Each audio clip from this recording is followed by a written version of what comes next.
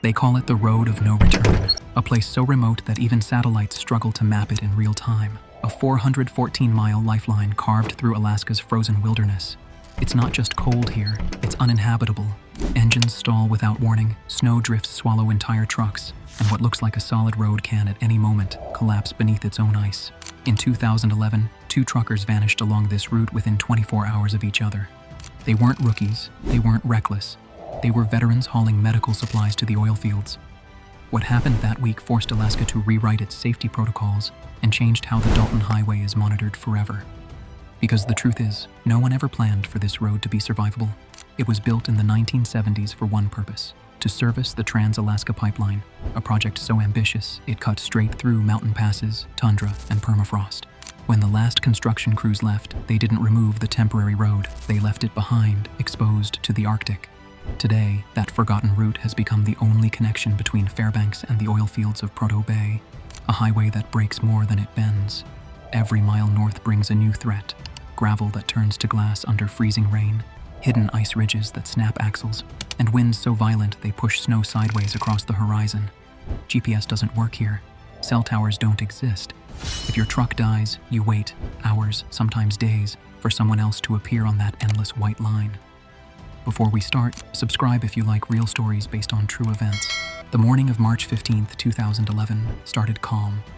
2 supply trucks left Fairbanks before dawn, carrying fuel and food toward Deadhorse, the northernmost truck stop in America. Their drivers, Mark Griffin and David Lenz, had made this trip dozens of times. The forecast warned of light snow, nothing unusual for the season, but by the time they reached Coldfoot, halfway along the route, the temperature had dropped to minus 38 degrees Fahrenheit. The windshield frost had turned to thick crystal, and the first hints of a polar storm began curling over the Brooks Range. Griffin led the way, headlights glowing faintly through the fog. Visibility fell to 30 feet. He radioed to Lenz behind him. No response. Static. Then silence. The farther north they drove, the more the road blurred into the storm. Around mile 240, the grade steepened toward Adigan Pass, the highest, most feared section of the Dalton. Here, the road narrows between avalanche chutes and cliff edges that vanish into fog. Drivers who've seen it say it feels less like a highway and more like a test. No guardrails, no room to correct mistakes, just a ribbon of ice slicing through 4,700 feet of frozen mountain air. Later, when rescuers reviewed Griffin's dash cam, the footage told a story no one could explain. The video showed his wipers scraping against thick ice, the road barely visible beneath snow. Then, a flash of white, a violent shake, and the feed cuts out mid-frame. For over a day, no one could reach that section of the pass. Wind gusts reached 70 miles per hour, and visibility dropped to 0. When search teams finally arrived, what they uncovered buried beneath the drift would reveal just how unpredictable the Dalton truly is. To understand what happened, we have to look at what this highway really is. Not the road you see on a map, but a living, shifting trap built into the Arctic itself. When the search teams finally reached Adigan Pass, they expected to find signs of a jackknifed rig or an overturned trailer. Instead, they found nothing. No debris, no tire tracks, just a single snowdrift covering what looked like a shallow crater on the downhill slope. Beneath it, buried under 3 feet of compacted ice, lay the remains of Mark Griffin's truck, crushed against the mountainside as if it had been swept sideways. According to the Alaska State Troopers report, the cause was zero visibility conditions compounded by wind shear. But those words don't tell the whole story. The Dalton Highway isn't just cold, it's unstable. Beneath the ice, layers of permafrost shift like tectonic plates. The heat from truck engines and tire friction can soften the top layer just enough to cause microslides that feel like invisible hands pushing from below. One wrong move, one small drift, and a vehicle weighing 40 tons can lose traction without warning. Griffin's co-driver, David Lenz, had survived only because he'd stopped 5 miles back when his own rig began to fishtail on black ice. He'd called in a distress message, but the signal never reached dispatch. By the time he walked to higher ground and tried again on his CB, the wind was howling too loud to hear his own voice.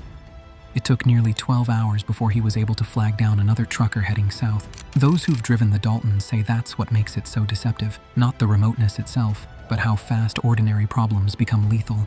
Fuel gels at minus 40 degrees Fahrenheit, hydraulic lines freeze, tires fracture like glass, even a half tank of gas becomes useless if condensation turns the fuel to slush. Maintenance crews have to use specialized Arctic-grade diesel and wrap their engines in thermal blankets before sunrise. In Griffin's case, investigators later discovered that part of his brake system had iced over during descent. He'd likely tried to slow down on a patch of hardpack ice, and the sudden loss of grip sent him sliding sideways. The mountain walls offered no guardrails, just sheer drops into frozen ravines. When his truck hit the snowbank, the impact buried the cab instantly. There was no explosion. The cold suffocated it before the engine could ignite. But the incident didn't just claim one life. It exposed a chain of vulnerabilities that had been building for years. The Dalton was designed for pipeline maintenance, not continuous freight traffic. Yet by 2010, more than 160 trucks per day were using it to supply oil fields and construction camps in the north.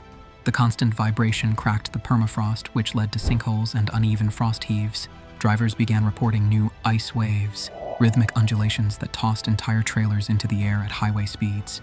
To fix them, the Alaska Department of Transportation tried layering gravel and compacting snow, a method called floating road. But when temperatures warmed unexpectedly, the gravel sank, creating hidden dips that could flip a fully loaded rig if hit too fast. And that's exactly what started happening.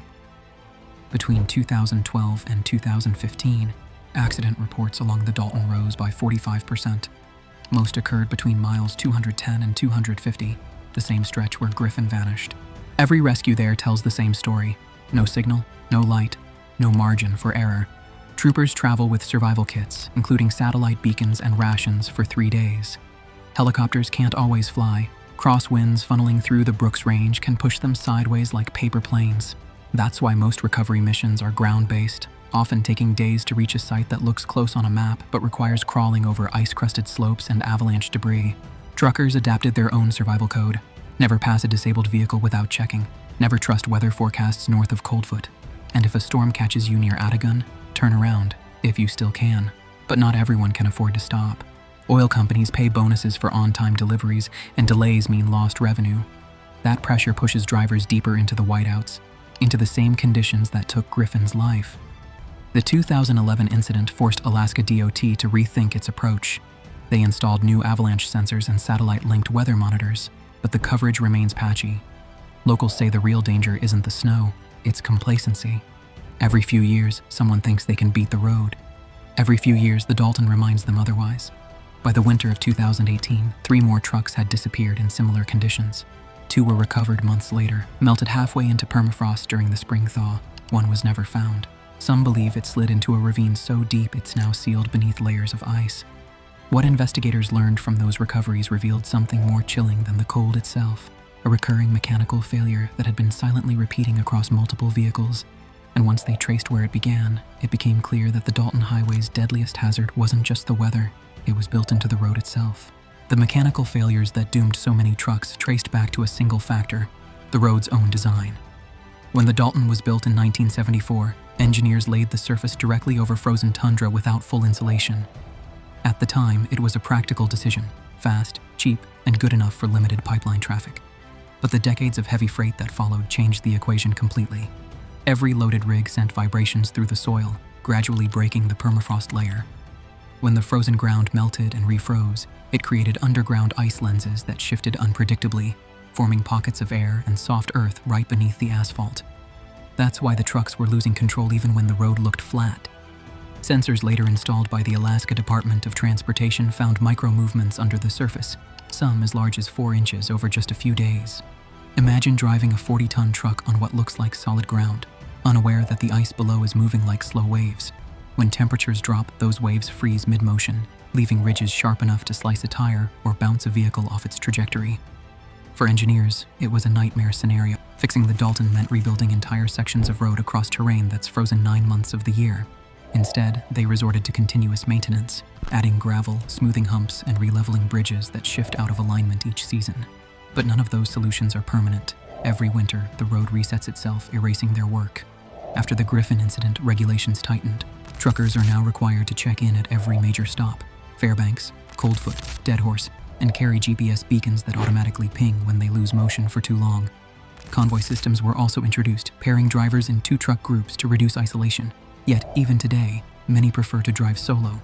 Convoys slow them down, and on the Dalton, time is money. The road has claimed at least 20 recorded lives since it opened, though unofficial counts are higher. Most of those deaths never made headlines because they involved supply convoys or private contractors far from public access. Their stories survive mostly through the CB radio chatter that echoes from one generation of truckers to the next. Veteran drivers describe Dalton's danger with a kind of respect, not fear, but acknowledgement. They talk about the silence between storms, when visibility clears and the pipeline glints beside the highway like a silver thread. In those rare, calm hours, it's hard to believe how quickly it all can change. In the years since, the Alaska DOT has experimented with heated culverts to stabilize permafrost, and research teams from the University of Alaska Fairbanks still monitor the shifting terrain with drones and LIDAR. But despite all the science and engineering, one truth remains. No amount of technology can fully tame the Arctic. The Dalton Highway exists in a balance, man's determination on one side and nature's indifference on the other. It's not the ice that kills, it's the illusion of control. And that's why locals still call it what it's always been known as, the road of no return.